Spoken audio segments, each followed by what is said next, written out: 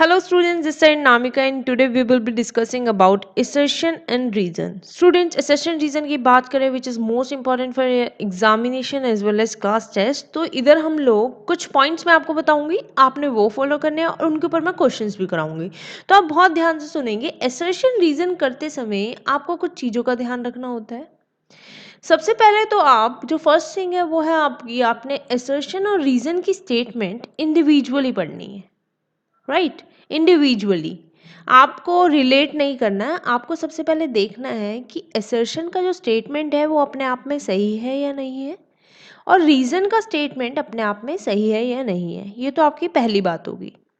अब जो दूसरी बात है उसमें आपको देखना है कि जो रीज़न है, रीज़न करेक्ट एक्सप्लेनेशन है असर्शन का या नहीं. तो आपको ये दो बात बहुत अच्छे से ध्यान रखनी है और इसके बेस पे आपने क्वेश्चन करने हैं. और तीसरी बात, अगर आपने चैप्टर्स पढ़ रखे हैं अपनी क्लास के तो आप तो बहुत ईजिली कर लोगे. अगर नहीं पढ़ रखे तो आप अभी से पढ़ने लग जाओ. Okay, now move to the first question, that is assertion and reason. Okay, first question से पहले मैं आपको बता दूं, इधर जो ऑप्शन रहने वाले हैं आपके, ऑप्शन ये जो गिवन है आपको ए बी सी डी, ये 4 ऑप्शन ही रहेंगे हर एक क्वेश्चन के लिए. राइट, ए बोल रहा है, ए आप तब टिक करेंगे जब आपका असर्शन एंड रीजन दोनों सही होगा और रीजन भी करेक्ट एक्सप्लेनेशन होगा असर्शन वाली स्टेटमेंट का. क्लियर. अगर बी, बी आप कब लगाएंगे जब आपका असर्शन और रीजन दोनों ट्रू होगा बट रीजन करेक्ट नहीं होगा ए के लिए. Is it clear students? Now C part जब लगाओगे आप जब ए ट्रू होगा बट आर रीजन आपका फॉल्स होगा, एंड डी जब लगाओगे आप ए फॉल्स आर ट्रू. तो आप अपने सामने इसको स्क्रीनशॉट लेके रख सकते हैं या लिख सकते हैं. Now move to the first question. First question की तरफ हम लोग चलेंगे. फर्स्ट क्वेश्चन क्या बोलता है देखो. फर्स्ट क्वेश्चन में बोल रखा है आपको, rainbow is an example of dispersion of sunlight by the water droplets. इसका मतलब अगर हम असर्शन को देखें तो असर्शन को मेरे को सही नज़र आ रहा है, क्योंकि डिस्पर्जन के कारण ही आपका रेनबो फॉर्म होता है. और डिस्पर्जन क्या होता है? वाइट लाइट का 7 कलर्स में क्या होना, बेंड होना, या कह सकते हो स्प्लिट होना. ओके, तो ये तो असर्शन आपका क्लियर है. अब रीजन की बात करते हैं. रीजन बोल रहा है light of shorter wavelength scatter much more than light of larger wavelength. जो रीजन है वो भी करेक्ट है कि हाँ, जो छोटी वेवलेंथ की लाइट होती है वो क्या करती है, ज़्यादा स्कैटर करती है. तभी तो हमें जो स्काई है वो ब्लू दिखता है. वो आगे मैं आपको बताऊंगी अगर क्वेश्चन आएगा. तो आप इधर ध्यान रखें कि जो जिसकी शॉर्टर वेवलेंथ होती है वो ज़्यादा स्कैटर करता है as compare to larger wavelength. Is it clear students? तो इधर असर्शन और रीजन सही है अपने आप में. पहला पॉइंट हमने कर लिया. अब नेक्स्ट पॉइंट मैंने क्या बोला था, आपने रिलेट करना है. पहले पॉइंट में रिलेट नहीं करना है, नेक्स्ट पॉइंट में रिलेट करते हुए चलो. क्या रीजन की स्टेटमेंट असर्शन की स्टेटमेंट की करेक्ट एक्सप्लेनेशन है? तो बिल्कुल नहीं. इधर कोई भी कुछ भी आपका इधर मतलब नहीं बनता इसका, वेवलेंथ का, शॉर्टर वेवलेंथ का, क्योंकि उधर तो डिस्पर्जन हो रहा है. और डिस्पर्जन मैंने आपको बता दिया, सिर्फ व्हाइट लाइट का 7 कलर्स में क्या होना, डिस्पर्ज होना या स्प्लिट होना. तो इधर हम लगा सकते हैं अपना, आपका आंसर होगा B option. That is both A and R true. It means assertion and reason are true but r is not the correct explanation of a. Reason आपका करेक्ट एक्सप्लेनेशन नहीं है. Now move to the second question. Second question की तरफ हम चलेंगे. Second question क्या बोल रहा है देखो. सेकंड क्वेश्चन आपका बोल रहा है students, when we blow CO2 into the test tube containing lime water it turns milky. तो आपने अगर एक्सपेरिमेंट किया हो ये वाला, तो क्या था, लाइम वाटर उसके अंदर टेस्ट ट्यूब के अंदर होता है. जैसे ही आप CO2 उससे पास कराए तो वो मिल्की हो जाता है, उसका कलर क्लाउडी हो जाता है. तो असर्शन बिल्कुल सही है. अब रीजन पे चलते हैं. अभी हम इंडिविजुअली देख रहे हैं, पहला स्टेप हम इंडिविजुअली देखेंगे दोनों को. तो रीजन क्या है, the change in colour shows the presence of CO2 in excelled air. अब ये जो आपका, जब हम ब्लो कर रहे हैं, जब आपका मिल्की कलर में आ जा रहा है तो इससे पता चल रहा है, बिल्कुल पता चल रहा है, क्योंकि CO2 हम क्या करते हैं, एक्सेल करते हैं, हम निकालते हैं. तो इससे पता चल रहा है हाँ कि हम जब एक्सेल कर रहे हैं तो उसमें क्या है, किसकी प्रेजेंस है, CO2 की प्रेजेंस है. तो बिल्कुल सही रीज़न है. इसका मतलब ये रीज़न असर्शन इंडिविजुअली भी सही है और रीज़न करेक्ट स्टेटमेंट है किसका, आपका assertion का। तो हमारा इधर आंसर किसकी तरफ चला जाएगा? ए की तरफ। आपका ए आंसर है। तो स्टूडेंट्स अब चलते हैं हम लोग अपना थर्ड क्वेश्चन पे। नाउ थर्ड क्वेश्चन आपका क्या बोल रहा है? थर्ड क्वेश्चन आप ध्यान से पढ़ेंगे और सोच विचार करके इसमें थोड़ा आंसर देंगे। assertion due to missing of goats in the food chain the population of tigers will decrease and the population of grass will increase।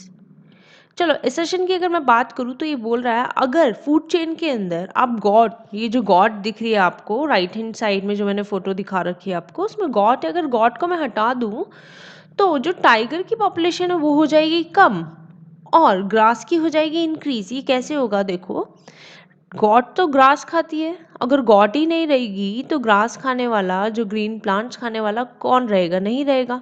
तो इनकी जो ग्रोथ है वो होती रहेगी और ये क्या हो जाएंगे? इंक्रीज हो जाएंगे। ठीक है, इनकी पॉपुलेशन क्या हो जाएगी? इंक्रीज। नाउ अब लायन, लायन का खाना क्या था? गॉट था। अब गॉट ही नहीं बचेगी तो लायन तो भूखा मर जाएगा। इसका मतलब ये क्या होते रहेंगे? इनकी पॉपुलेशन डिक्रीज होती जाएगी। क्यों? क्योंकि इन्हें खाना नहीं मिल रहा। तो असर्शन तो आपका बिल्कुल सही है, इसमें हम कोई डाउट नहीं रख सकते। नाउ रीजन की बात करते हैं। रीजन बोल रहा है food chain maintains the stability of an ecosystem. अब फूड चेन जो होता है ना वो सही में हमारे इकोसिस्टम की स्टेबिलिटी रखता है।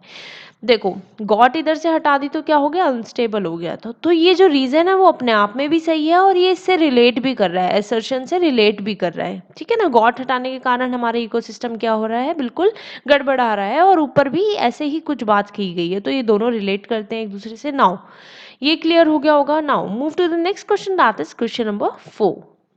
देखो क्वेश्चन नंबर 4 आप ध्यान से देखेंगे, बहुत ही बढ़िया क्वेश्चन है। इसमें क्या बोल रखा है? Respiration is opposite of photosynthesis. इसका मतलब जो रेस्पिरेशन है जो हम कर रहे हैं वो बिल्कुल अपोजिट है फोटोसिंथेसिस के। फोटोसिंथेसिस होता है क्या? फोटोसिंथेसिस कौन करता है? प्लांट करता है ताकि वो अपना खाना बना सके। ठीक है ना, तो ये असर्शन तो बिल्कुल सही है। और ये कैसे सही है वो हम रीजन में देखेंगे। अगर रीजन सही होगा अपने आप में और वो रिलेट भी कर रहा होगा उससे, तो दोनों आंसर आपका ए होगा। थर्ड वाले में आपका आंसर आपको पता है ए है क्योंकि ये दोनों ही सही है। नाउ इसके हम लोग बात करते हैं। तो इसमें क्या बोल रखा है स्टूडेंट्स? रीजन में फोटोसिंथेसिस में क्या होता है? फूड किससे बनता है? एनर्जी से। फोटोसिंथेसिस में ये जो हमारा प्लांट है आप देख पा रहे हो फोटो में, तो प्लांट क्या कर रहा है? हमारी सोलर एनर्जी से, सोलर एनर्जी की मदद से क्या कर रहा है? अपना खाना बना रहा है ना। बाकी और भी चीज़ें चाहिए होती है बट इधर एनर्जी से क्या बना रहा है? अपना फूड बना रहा है। अगर रेस्पिरेशन की बात करें, रेस्पिरेशन में क्या होता है?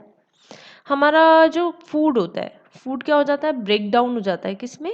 एनर्जी में। ठीक है ना, तो मतलब अगर हम खाना इसलिए खाते हैं ताकि हमें क्या मिले? एनर्जी मिले। तो ये इधर रेस्पिरेशन, सांस लेने के कारण हमारा क्या हो जाता है? सांस लेने के कारण, इसका मतलब हम कह सकते हैं जो हम सांस लेते हैं, ब्रीथ करते हैं, उसका भी बहुत बड़ा रोल है हमारा किसमें? डाइजेशन में। Is it clear students? तो ये हाँ बिल्कुल रीजन क्या होगा? रीजन भी सही है और रीजन रिलेट भी कर रहा है ऊपर वाले से, क्योंकि इधर बोल रहा था कि अपोजिट है फोटोसिंथेसिस का, तो इधर भी इसने बोला है कि फोटोसिंथेसिस में food is made from energy but respiration में energy is made from food.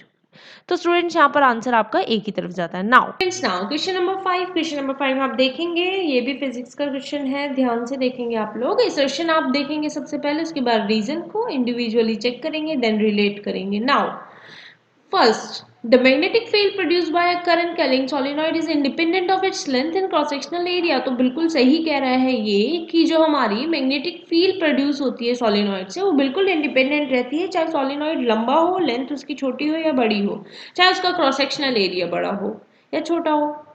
तो स्टूडेंट यहाँ एसर्शन बिल्कुल सही है। रीजन क्या बोल रहा है? अच्छा, एसर्शन का मैं रीजन आपको बता दूं क्यों, मतलब क्यों ये इंडिपेंडेंट है और किस चीज के डिपेंडेंट है। तो ये डिपेंड करता है स्टूडेंट्स आपका number of turns of coil. इसका मतलब आप अगर लेफ्ट हैंड साइड पिक्चर में देखेंगे तो B is directly proportional to N। इसका मतलब जो B है वो हमारी मैग्नेटिक फील्ड है और N क्या है? Number of turns. तो B क्या है? डायरेक्टली प्रोपोर्शनल है number of turns of coil.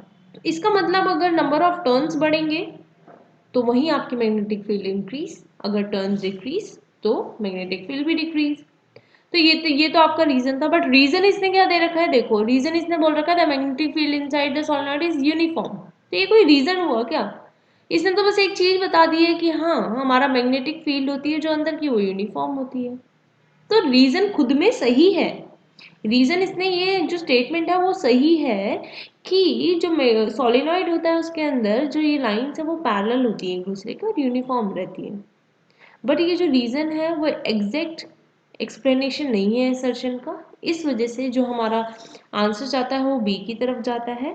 B क्या बोलता है, both A and R true but R is not the correct explanation of A.